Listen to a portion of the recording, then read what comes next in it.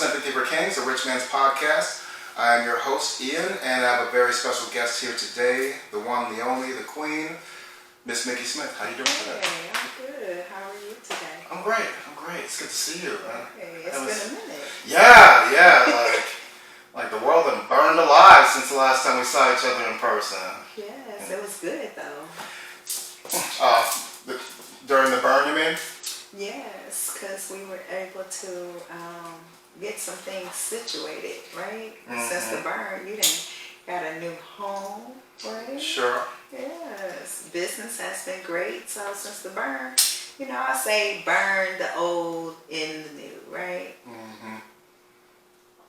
Yeah, I was having that conversation with somebody recently. Like, the pandemic, like the thick of it actually wasn't all that bad, depending on where you were in life. Mm-hmm. Now, if you were in a position in life where you had like some foundation, like for the most part, it wasn't bad. It was actually kind of cool. Because if you worked an office job, then you just went home, And the few times you went out, like for me, like I loved traffic in Cleveland during the pandemic because nobody was fucking out. Yeah. Like you'd be like, it was good. Like on like a Monday or a Tuesday afternoon, you could just like there'd be like 6 cars on the freeway. Yes. It was kind of dope, and presented a lot of opportunities for people too. That if you were quick. It did. I think it actually gave a lot of individuals an opportunity to step into their purpose. If they didn't know it, they found it. And if they already knew it, they began to really elevate what they already had going on. So I've seen so much that took people to the next level. It allowed you to use your brain. Yeah, it definitely, times of tension definitely make people very ingenuitive, I know anytime I've been backed up against the wall, it just made me more creative, those survival instincts kick in. But yeah. So why don't you reintroduce yourself to this audience since you haven't been here since the Cigar Talk days. No, I have not. Yeah, so why don't you explain to the people who you are? Who am I? Oh. Well, I'm a lady. My name is Miss Mikki Smith, and I am omnipotent. That is my name for myself, the omnipotent one. And when you think of that, it's the end all, the be all. It's kind of like in the sense of a one-stop shop, So I have a way with collaborating with individuals. I have a way with collaborating with organizations. And then I have a way with ensuring that the people get what it is that they need. And even if they don't know they need it, I want to ensure that it's there for them. So once that light bulb turn on, they have the ability to access those resources.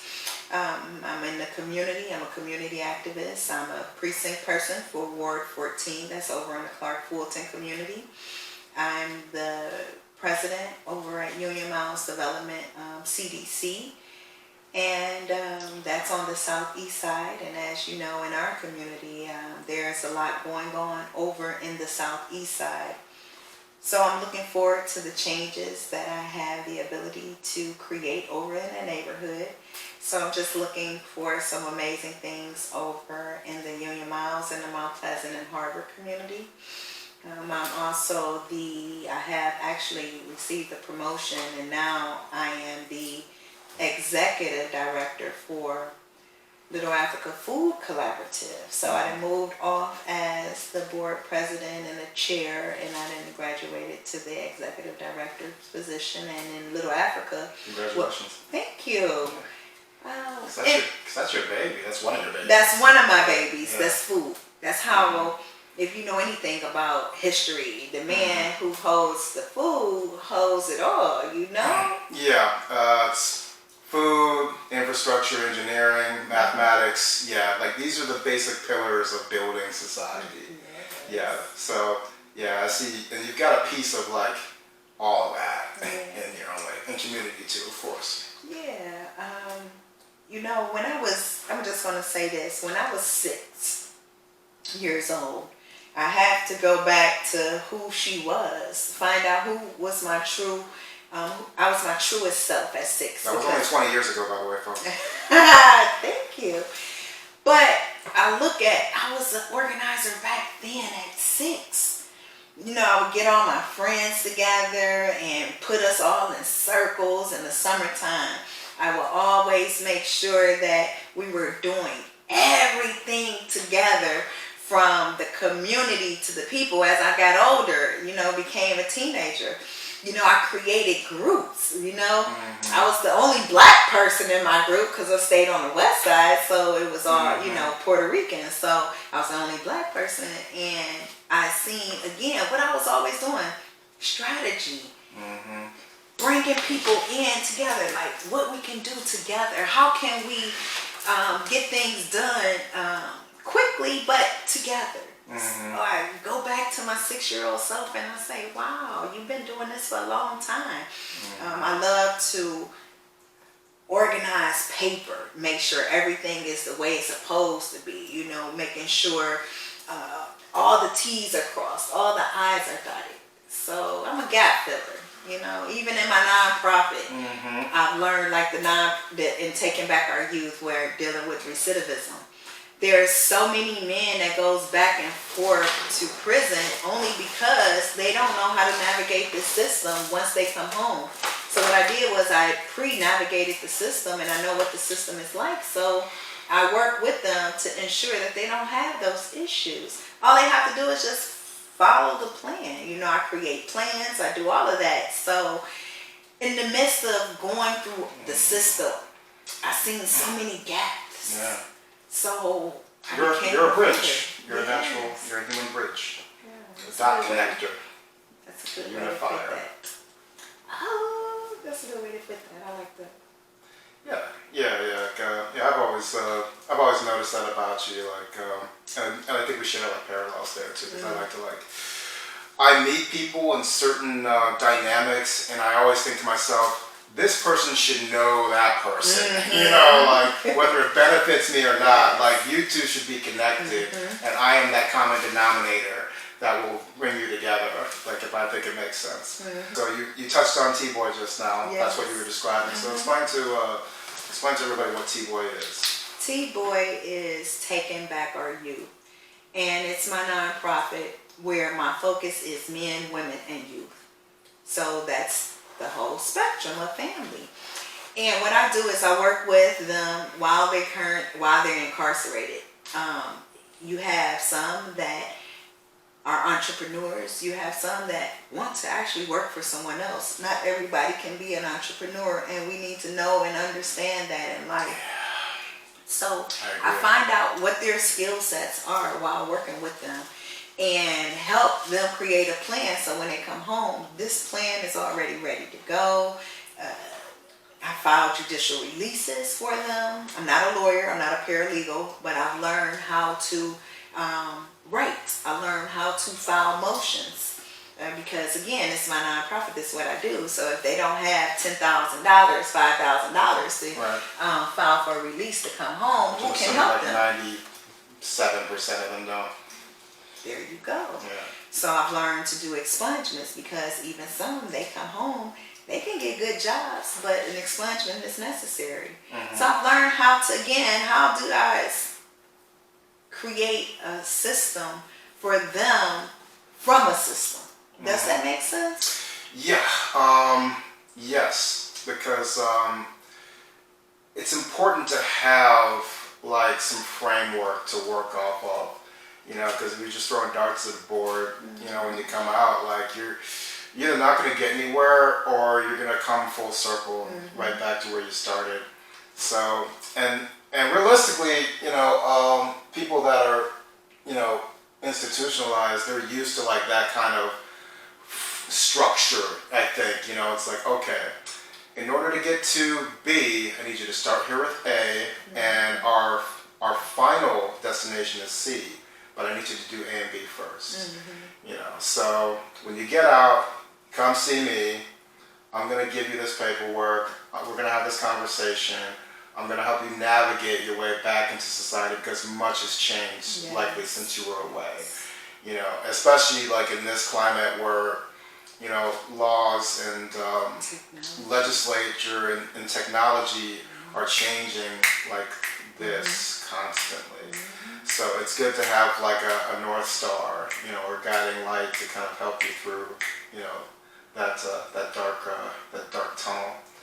That's good. Yeah, That's real so good. I do that, and you know, some of the men, you know, some of the youth, they feel like they know it, they got it. You know, I don't need your help. You know, thank you for being there for me. You know, they feel like, hey, you helped me enough. You know, and then they feel like, oh, I got it, but they don't. You know, sometimes they don't have it. Well, a lot of those guys are like loner types too, like, Yeah. aren't they? Yeah, some of them are, but you know, most of them, they are very intellectual.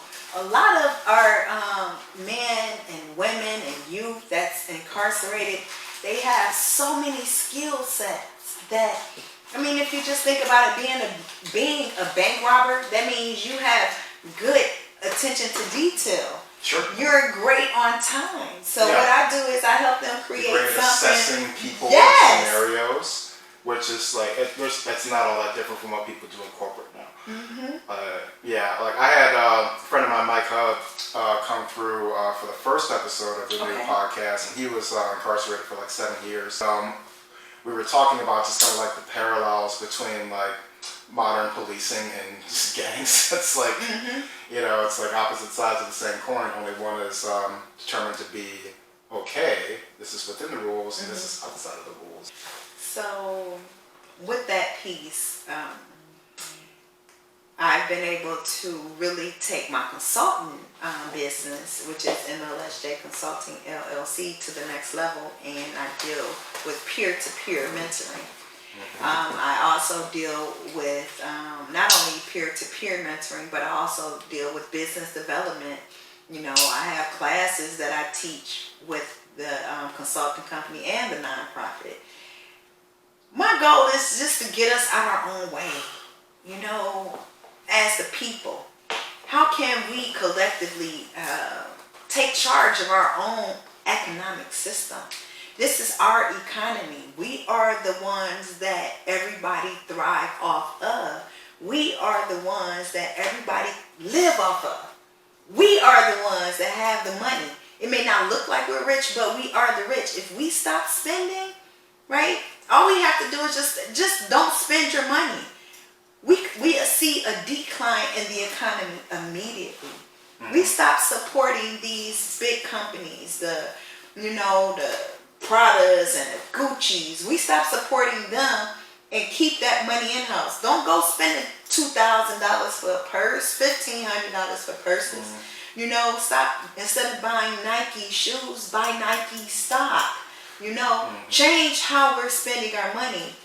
Then we will start seeing how we begin to create that generational wealth. So that's where my real estate company came in at, Quarter Block Real Estate. That's a beautiful segue. I like how you did that. Yes. I've done this before.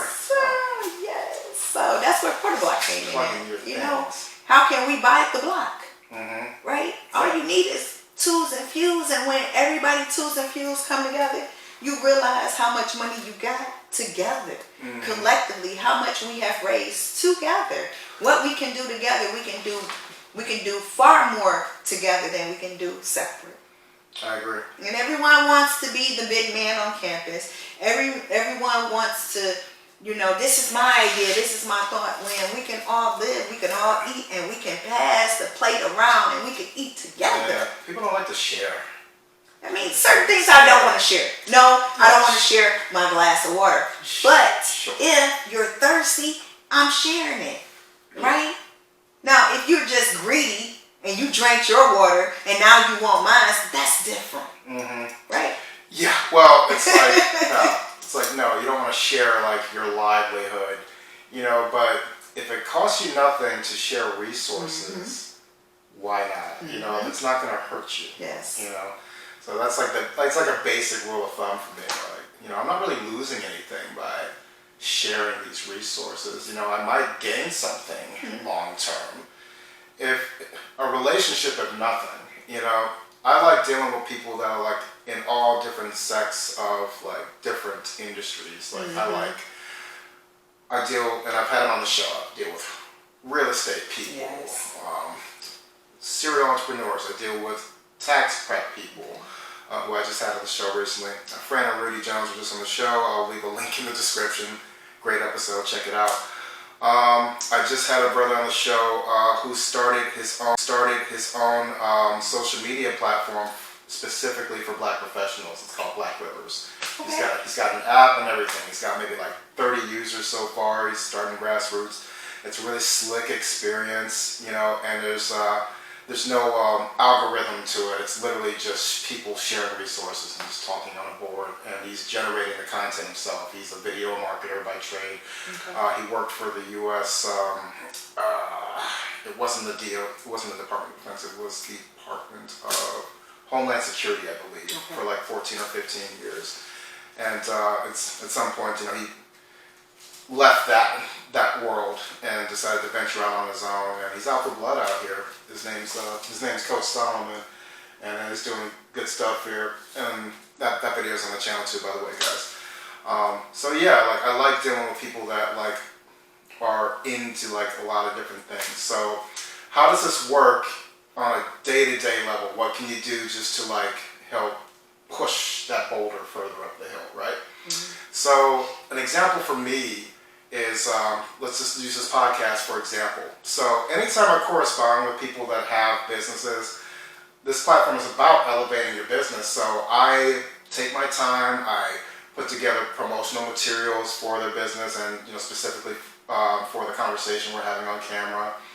And then I give them schedules for when the video is going up, okay, when the promotion is going to kick in. I share the materials with them so that they can share it on their social media platforms. And then when I press the button, it's go time. I make sure that all the links to whatever they're doing is in the video. It's also included in the promotional materials I put on Instagram, Facebook, or whatever. And then this is where the magic happens. Not everybody like instinctually does this.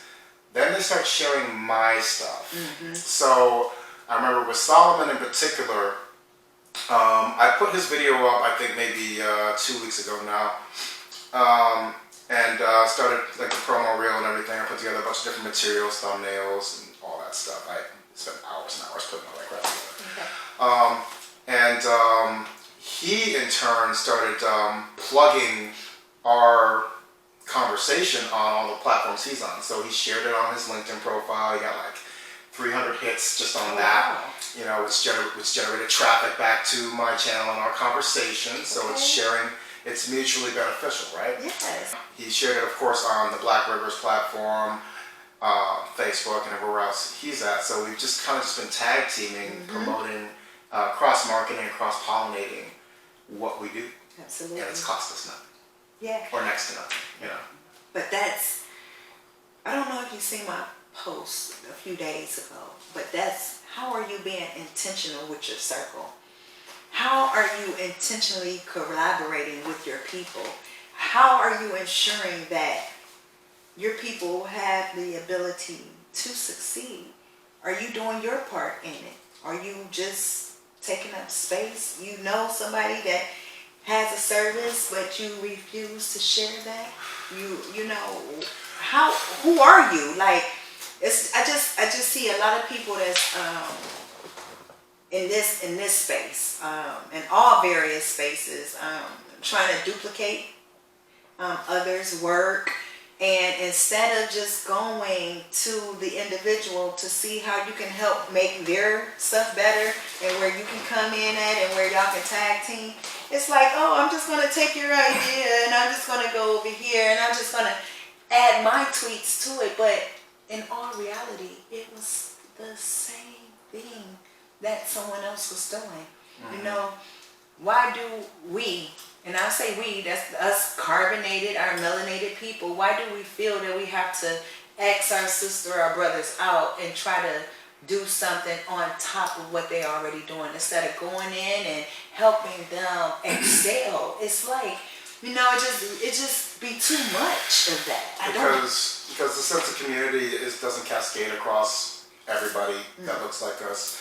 And also, I'm just spitballing here, but also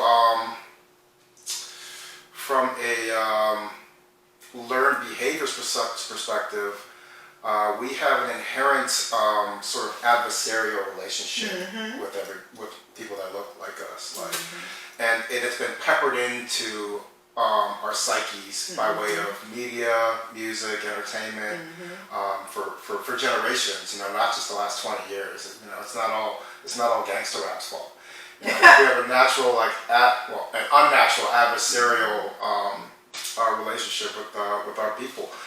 And you know, how many times have you been out with somebody and they're just hating on like the next person, or saying like, I wish that person would, all that, like they're like, it's almost like we want conflict, with one another, and obviously, that's not true of all of us, right. But many are like that, and they don't even think twice about it. Like they've probably just never stopped to think about like the lunacy that is, because it's a lot of people are out for self, and they're attracted to that veneer of what they think success is, because it's almost like escapism, right? It's like the life you have, like you've rejected it so much to the point that you create this fugazi, fugaga life, and it's to the point where we're just like in our own version of the metaverse or something like that. It's weird. It's like the Matrix or something. And another thing too, like we don't need to have it all. Like we don't need like all these huge extreme examples of what we perceive success to be. I don't need it all. I just need a piece. I just need my piece. That's it. Just a piece. And I want my people with me to enjoy it. That's just like a simple thing for me. Like the information is out there for us to build our own things now. That's right. And we can it's totally tangible. It's totally doable. We should have never integrated. I hear that a lot. So stay with that. Talk about that. We should have never integrated, because if you think about it, they needed us. We didn't need them. Right? We the one that had all of the genius ideas. We the one that had a lot of the labor. We were feeding their children. We were breastfeeding their children. We were cleaning their homes. We were taking care of their families. So when I say that we should have stayed separated and we should have never integrated. Now, if you just take a look, with the hair, they want to look okay, look the part, the long silky hair, the eyelashes and the makeup. They want to pretend to be us. I mean, transracial is a thing. It is, right? But just think about us, right? We come out with hip hop.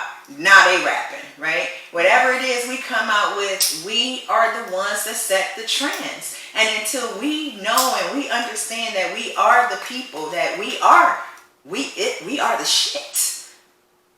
However, we don't blast it in a way where it's with your head held high. We don't do that. Some of us we broadcast our skill sets, with an unhumbled approach. Okay, when you know who you are and you know how great you are at doing it, then okay, that's fine. But when I speak collectively and I really speak on us, we got too much that we know. We are the original people. We are what makes this world tick. If you think about all of the different inventions, just look and see how many black folks invented that. Even from the HVAC, right? From the air conditioning units to the cameras to you name it. Tell me how many things that we have today. This is what I say. If we were not instructional in the development of this world, just don't use anything that we invented or we developed. And you tell me how successful a person will be able to live. You tell me. Refrigeration, we created that.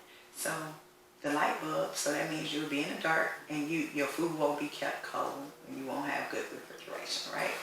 Think about that. There will be chaos on the streets, right? Because somebody created a way in which the stoplights happen. Who was that? Who are these individuals, right?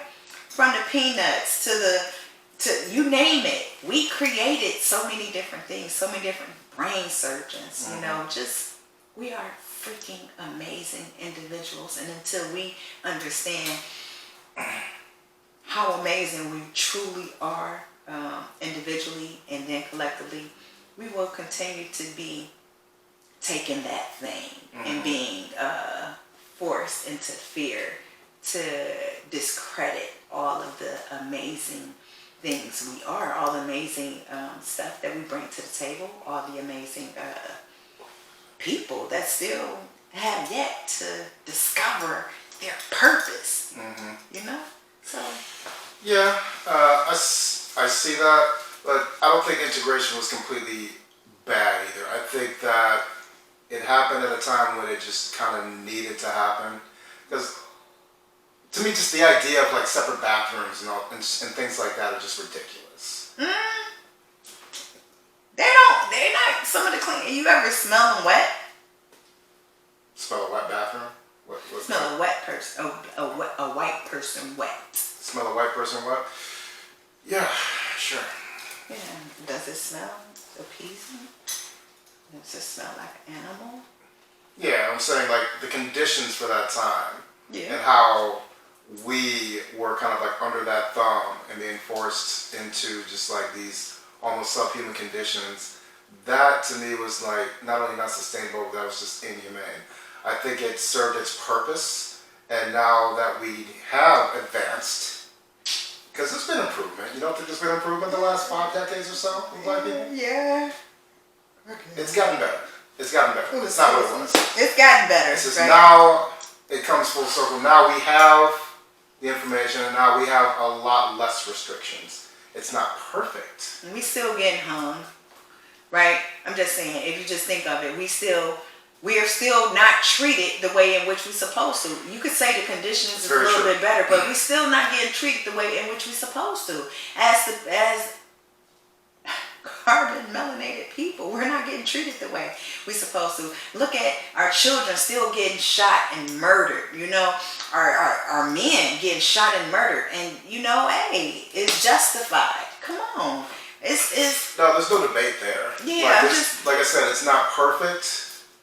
But no, there was a time when we should have just stayed. There was a time when we couldn't even complain about these things. Yeah, I think we should have just stayed in our own little way and built our own little communities, continued our own, you know, Black Wall Street, you know. Even with that, when they start seeing us coming together, what do? Drop bombs on Hiroshima. You get me? Drop bombs on them. Hey, they thrive and they doing too well. We can't let them. You just got to think about even with the leaders, you know, with the Cassius Clays and the Malcolms and the Martins, all that, you know, what do? They get them to a point till they back is up against the wall, and once they shift and say, oh, damn, I've been hoodwinked, I've been bamboozled, they kill them. You get me? When they realize, oh, damn, I thought I was fighting for my people, and then they realize they been building up all these allies, and them allies ain't really who they say they really were. Now, you know. Right. And that's messed up. Those things sort of had to happen to progress things, though, in a way, though. Like, we had to learn those lessons. Where's the progression? Please tell me. Because even with Obama, okay, yes, he was the first, they say, black president, but the only thing he did was make gay marriages legal, right? I just say that's one of the only things he did. What did he do for us as the people, right?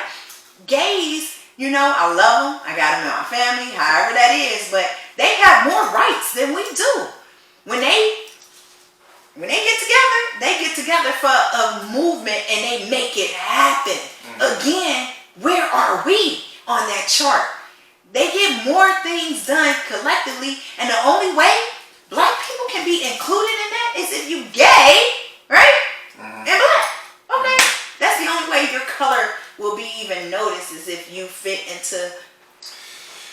Yeah.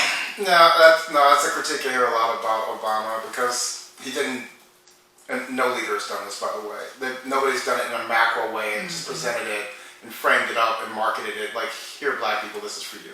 That doesn't mean that there isn't things that have been legislated that black people have benefited from. Like? Level. Let's see. When you say legislative, I want to hear how we have benefited. Let's see. There's more, I know there's more black college graduates now than there have been in recorded history.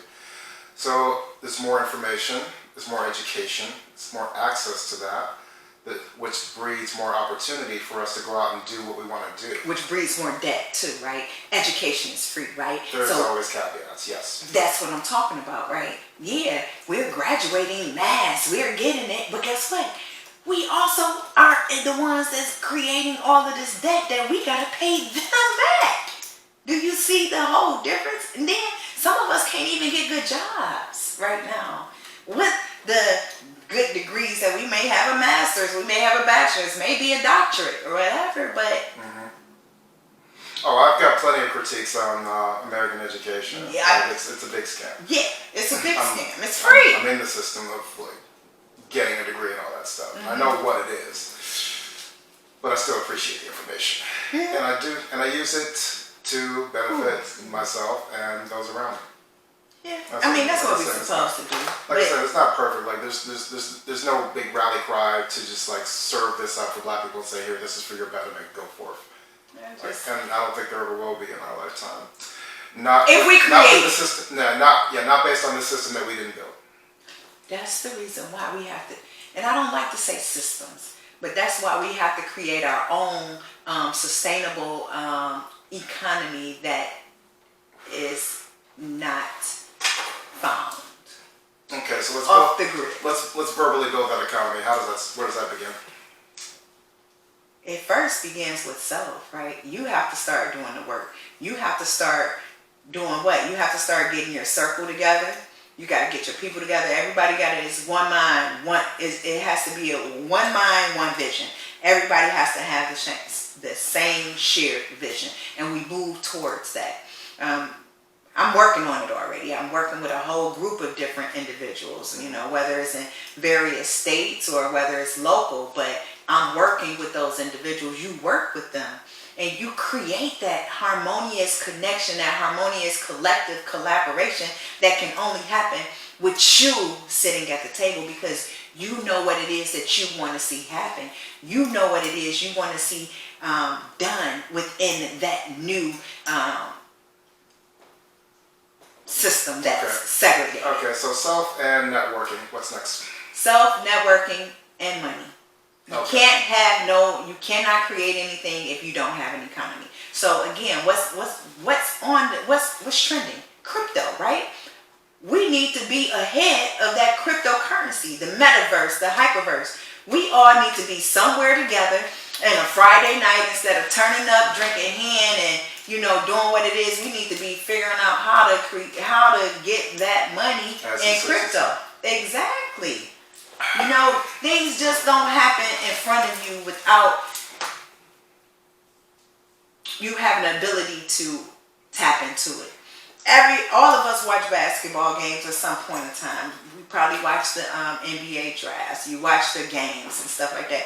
When they announced that whole crypto.com, that everything from the Staples Centers, now it's crypto, right then and there should have told you something. Follow the money. Follow the changes. That's how I was able to.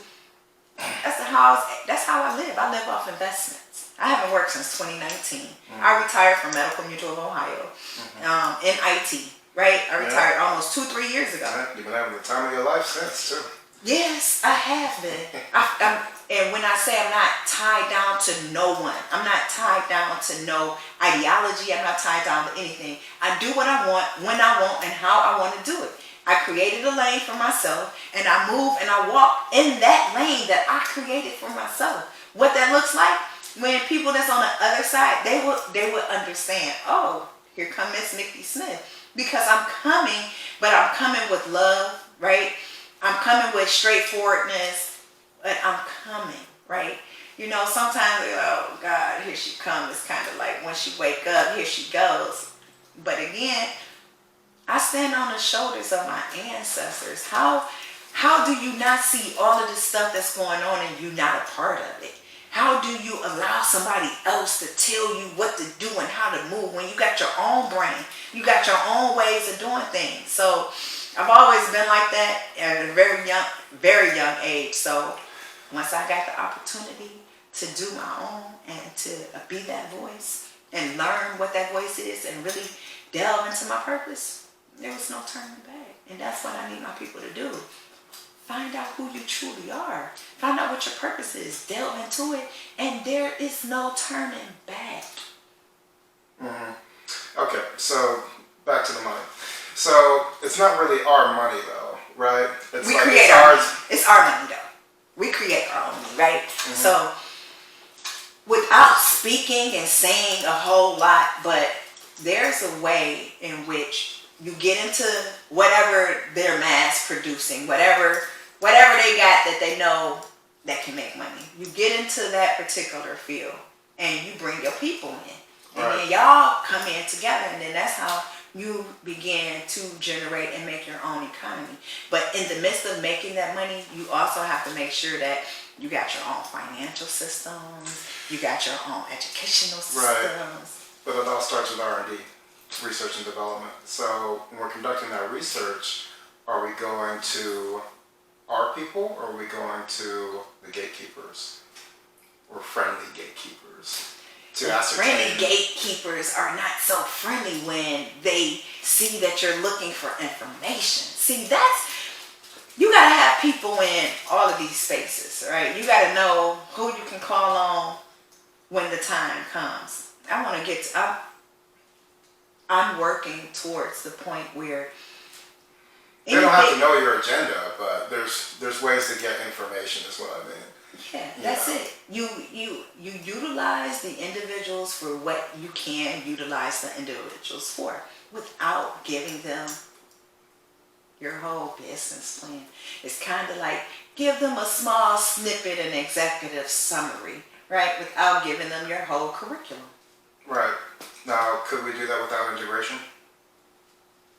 Absolutely. How? You talk about get the information or build the economies? Well, one leads to the other, so both. Yeah. I think we can utilize these structures and these perils and these individuals to get what we need to get, but no, you cannot do it without integration. Because again, what they say, you put the information in the book to hide it from us, and we're not going to read it, right? So again, I would say we need certain pieces that they have in order to get us to where we gotta go. Okay. So it's fair to say, without pushing it too hard, that integration has some benefit.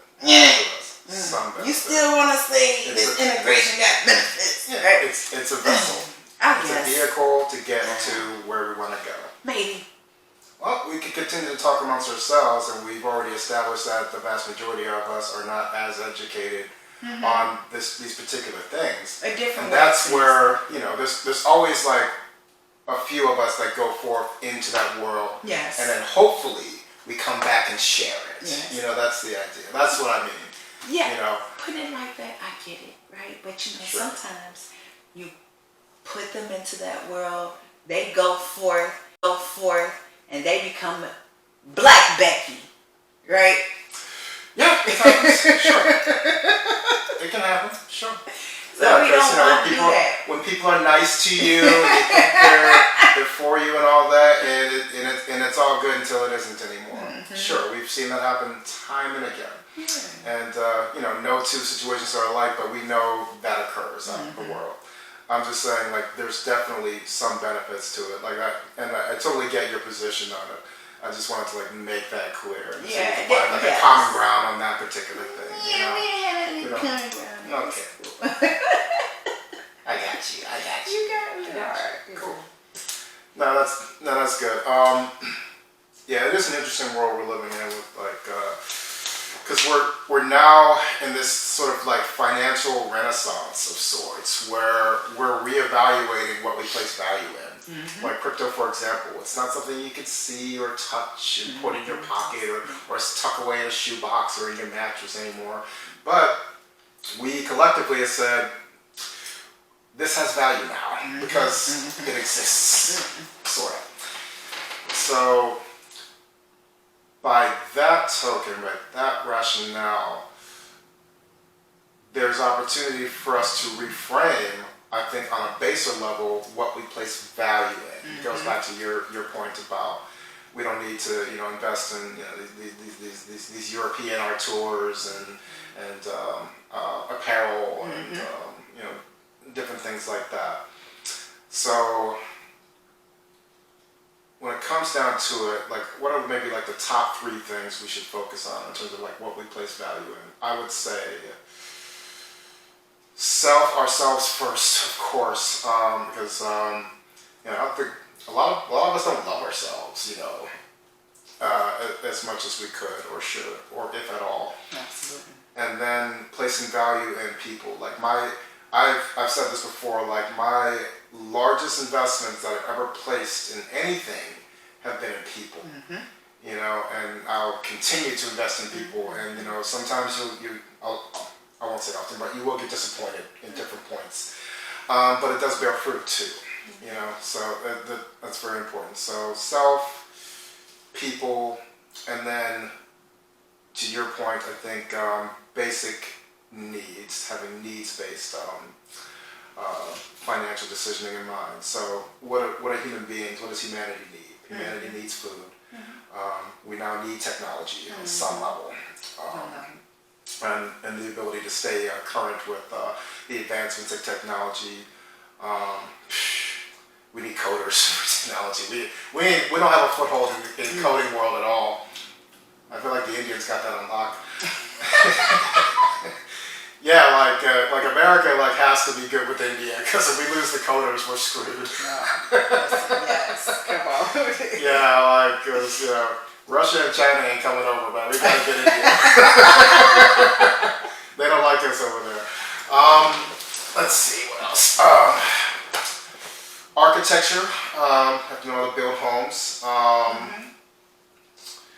Basic needs for a home. HVAC, pipes, plumbers, all of those different like trades. I think we need like that in place, and I think that all of that can be done through what I call aggressive networking. And this is why I sit here with people like you and share these resources with the audience and say like, well, these people are out here. Go check out their website, sit in on a coaching session with them. Those that are offering that, and get the education. If you don't want to go to college, fine. Like there are plenty of successful people out there that never went to college. And I've made it this far in life. I bought this house with no college degree. You know what I'm saying? And I'm going to get it because I know I need that to advance to that next level so I can, again, go further out into these waters and then come back with the information because there's just some people that just won't make that journey, for whatever reason. But at least they're cognizant enough to say like, okay, maybe I should keep a good relationship with that guy, So I think it all kind of like starts there with like those basic, intuitive assessments of things. I agree. But being in corporate for 20 plus years, and when I was leaving, it was so many people there like, wow, you're really going to do it?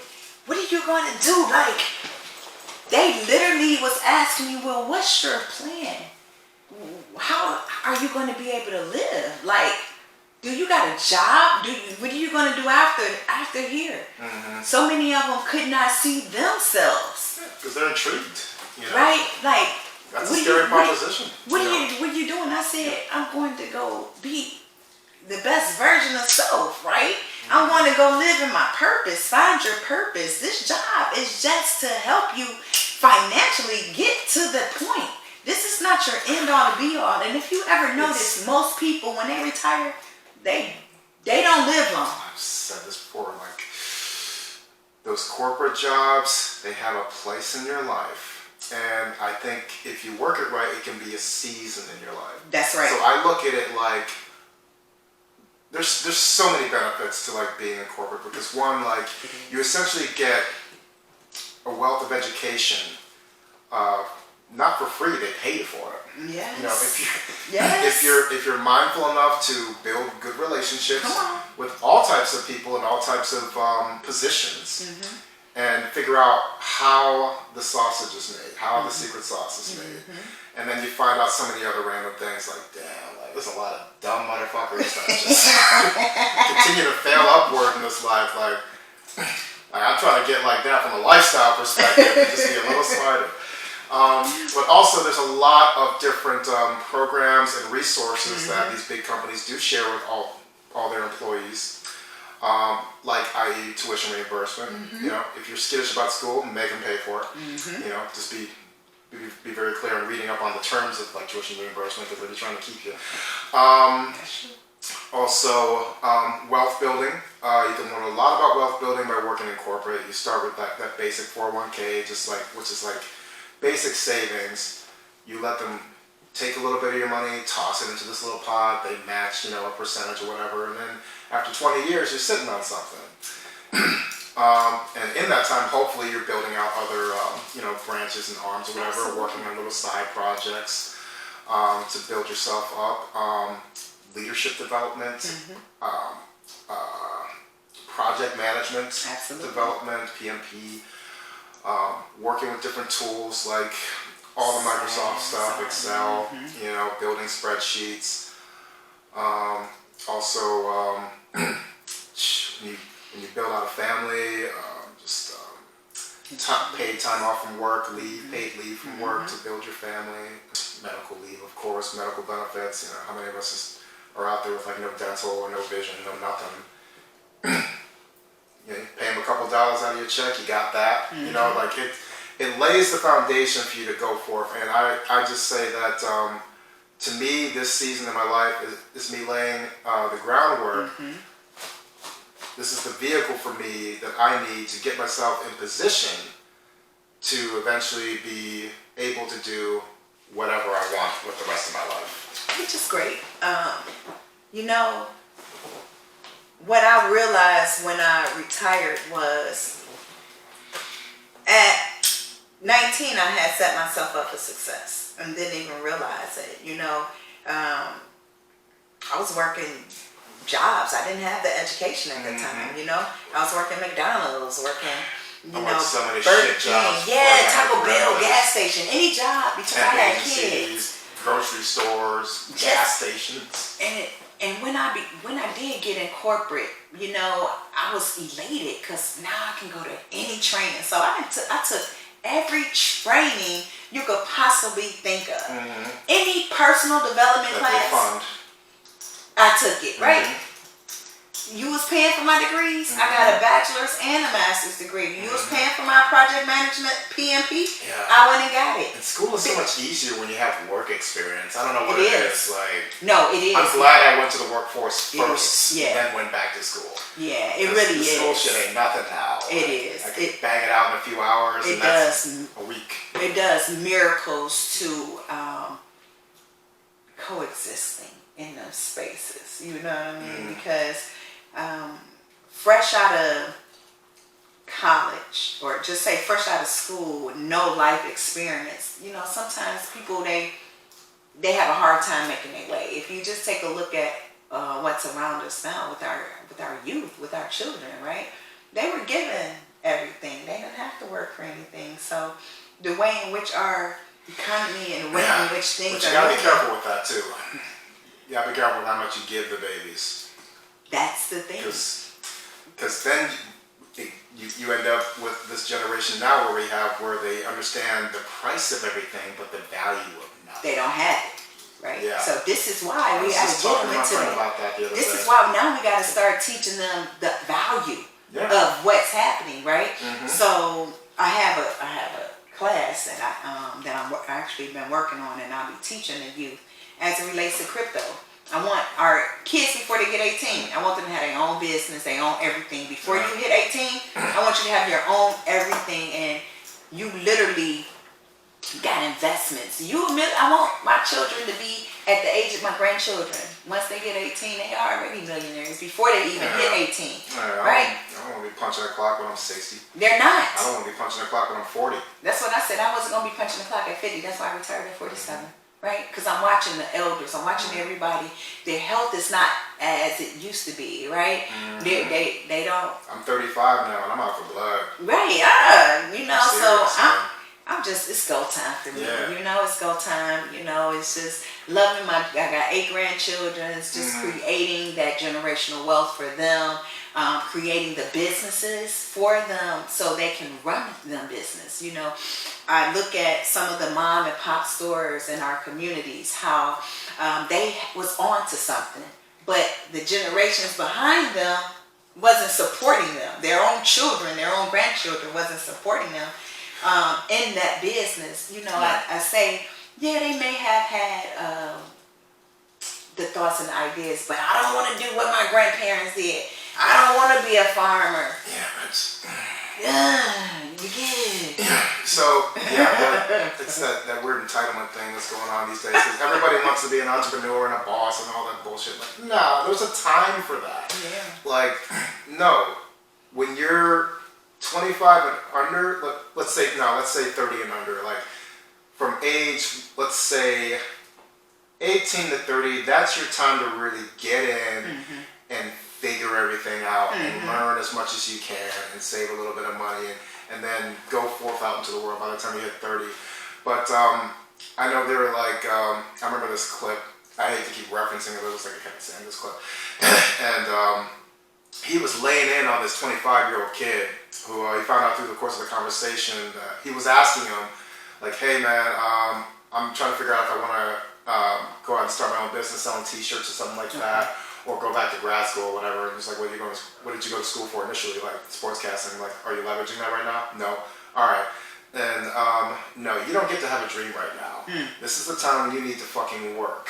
You need to go to McDonald's, Popeyes, wherever the fuck, live off bologna sandwiches for the next few years and live, essentially, I'm paraphrasing, but basically live for a few years the way most people won't, so you can spend the rest of your life living the way most people can't. When you're 40 and 50, that's when you get to like really dabble in your dreams, because then you've laid the framework. And I totally got that because I lived that. When I was 24 years old, I was making $9 an hour. And I was on the bus for 2 hours in the snow from Lakeshore out to Solon every single day. And I worked the shit out of that job. I never said no to overtime. I paid my dues. And after 9 months, I got my first promotion ever in my work life, you know, and then it just grew from there. Then I got into leadership a couple of years later. I got into marketing and social media and all that thing. I'm like up there where I know a lot of those people didn't want me. But thankfully, I had the benefit of like good leadership and mentorship of people that saw those things in me that I didn't see in myself, and they decided to develop me. So you have to take your time. You can't just skip the bridge. You can't just hop the bridge to the other side. You know, you gotta pay your dues. Like I lived off hot dogs and Hot Pockets. I had a fucking little apartment. I had a car note. I paid my own fucking utilities and everything. It was like an $11 light bill because it was just me and a mattress and a TV, you know. And I made all that work at $9 an hour, you know. And I'm so like, you know, obviously I've ascended from that time, but I always hold on to that time in my life because it was pivotal for my development.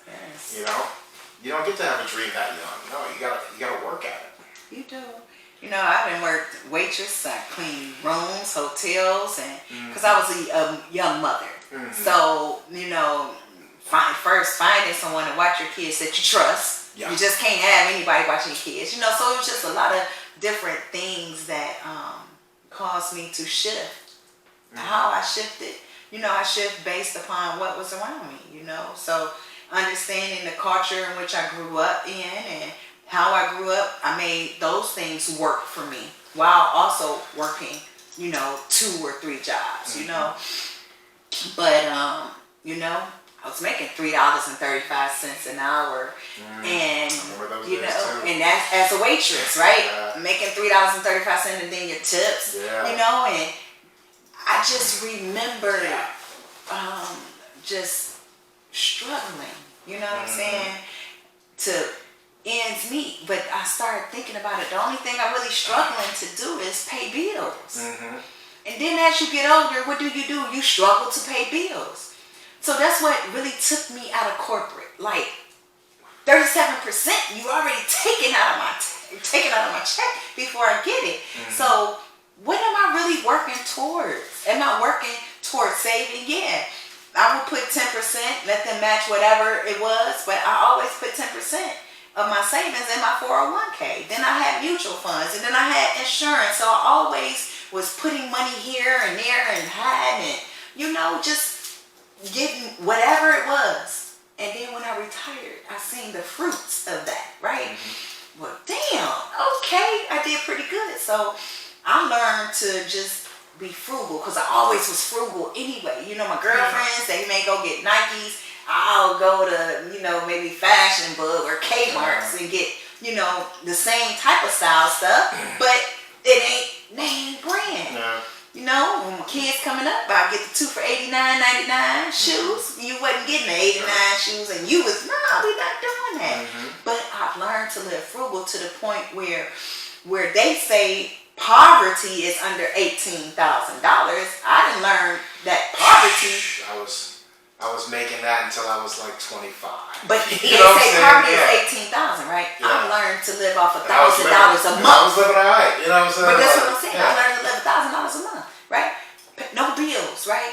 Pay your mortgages, so you ain't got all of that compound interest in the debt. No car notes, just learn to pay your bills once a year. And once we begin to understand that piece, then we can really live. So that's what I did in my time. Right? That's why I'm here, Pay more when you can. I want to, not only that, but I just want to teach my people how get out your own way.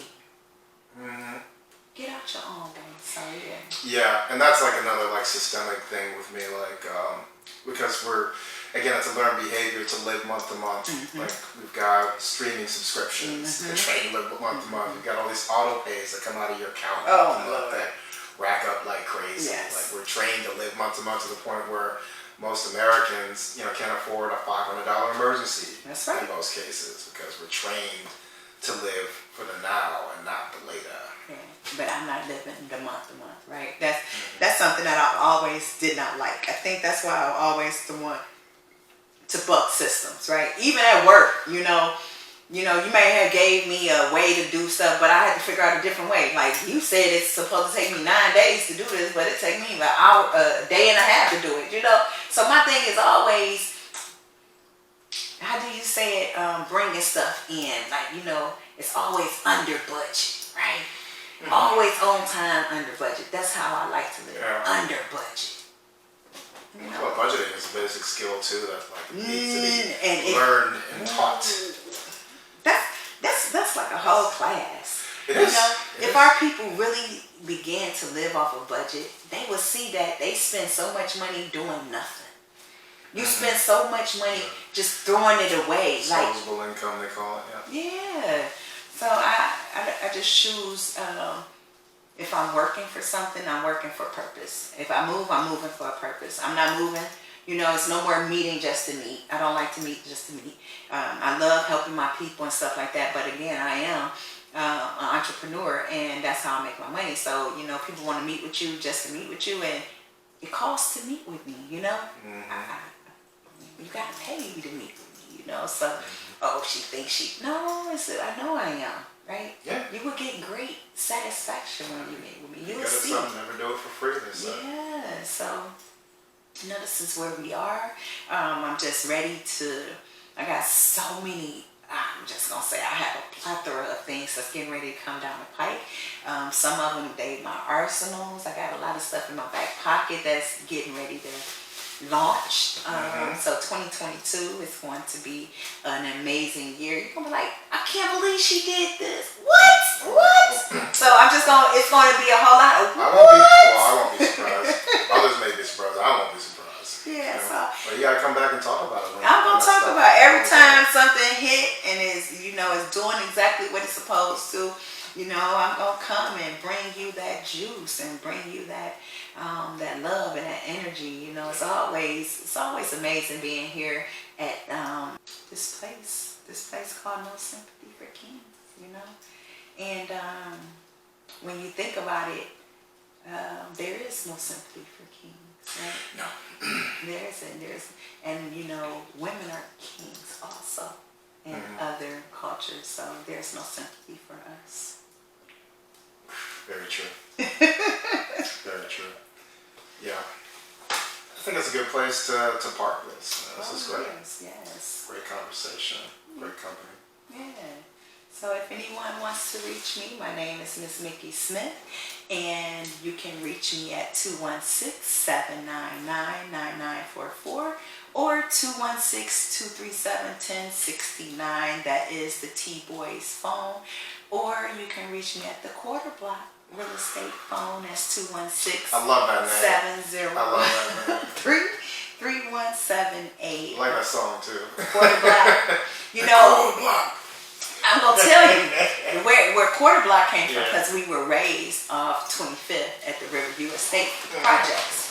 So everybody always talk about the Quarter Block. So I hear my people, I'm like, okay, where are y'all at? Where is the Quarter Block? Where y'all at, y'all? We stayed connected, our kids and grew up together and things of that sort, but where are we at financially, right? Back in the day, some of the guys, right, may have bought some of the houses back then, and now they was able to come up. Somebody I know hit him, hey, somebody wanted $1 million for the property that they was holding on in the Ohio City community. Here it is, we all come from the Ohio City community, but nobody got Ohio City community property. You allow everybody else to come in your community and take, so that's where Quarter Block came from. It really come from 25th Real Estate. Middle management. Yes. People always say cut out the middleman. Like, no, you want to be the middleman. There's a lot to be like that plug into different things. Like, there are people making millions of dollars just like being a middle person. Like, I remember I saw a video once where this guy runs this, I want to say it was a consultancy company. Basically, they got a contract to do elevator repairs in a building in New York. And they're not the people that do it. They're the people that communicate with the contractors. And they get a piece. Like, it's just little things like that. Like, you can run a business like that from the house. With a laptop. You do. And if you just have the relationships with the contractors and then with the money people, boom. It's no different than being a manager of a company, right? It's not your company. You're just managing this particular company. And you're the person that they gotta go to do what? Ouch. Just need our piece. Like, you don't need to just give me my piece. I don't want the whole pie. Just give me a piece. Right. Just add to the food chain. That's all. You're part of the food chain. So you're dominant, piece in that food chain. You can manage. All right. Well, thank you so much for this. This was awesome. I can't wait to talk to you again in the near future. Hold on for the rest of the year. Oh, thank you. Give me some love, baby. Thank you for having me. Thank you for having me. All right, it's amazing. If you made it this far, I appreciate you. And if you're not subscribed to the channel, go ahead and subscribe to No Sympathy for Kings, a Rich Man's podcast here on YouTube. Follow me everywhere on social media, on Instagram, TikTok, and Facebook at No Sympathy for Kings. And as always, my good people, a lack of discipline may cost you your kingdom. No Sympathy for Kings. Take care. Peace.